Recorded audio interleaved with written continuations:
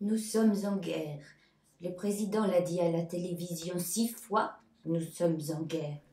Ce sont les pompiers qui ont dû intervenir dans la maison d'Ernestine, car elle ne répondait plus aux appels téléphoniques de sa fille depuis 2 jours.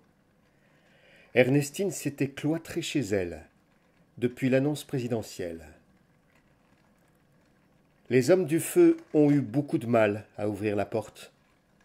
L'armoire bretonne avait été glissée, poussée et bloquait l'entrée. Comment ce petit bout de bonne femme de 92 ans a-t-elle pu pousser une armoire comme cela? Nous sommes en guerre. Elle était déshydratée, sale, mal habillée. Elle a été amenée aux urgences, puis hospitalisée. J'ai fait un choc psychologique, docteur. C'est ce qu'il m'a dit le grand monsieur qui est psychiatre. Ernestine, que je croyais démente à la seule lecture de l'observation des urgences, a finalement toute sa tête.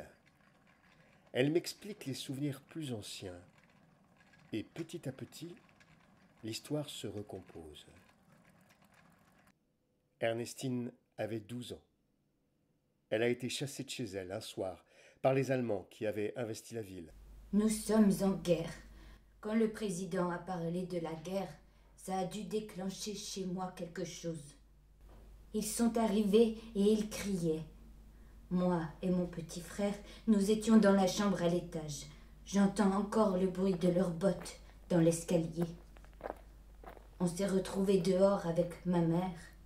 Les nazis ont emmené mon père qui était résistant. Il est mort en camp.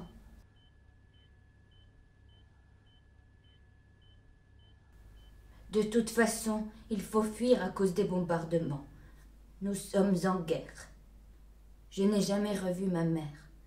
On nous a raconté qu'elle avait été violée par les soldats, puis fusillée peu de temps après notre départ. Nous sommes en guerre. Votre guerre, Ernestine, était d'une autre dimension que la nôtre. Le discours présidentiel a fait ressurgir le syndrome post-traumatique. En tout cas, ça va mieux maintenant, docteur. Maintenant que je sais que c'était un choc psychologique. Je ne suis pas folle, rassurez-vous.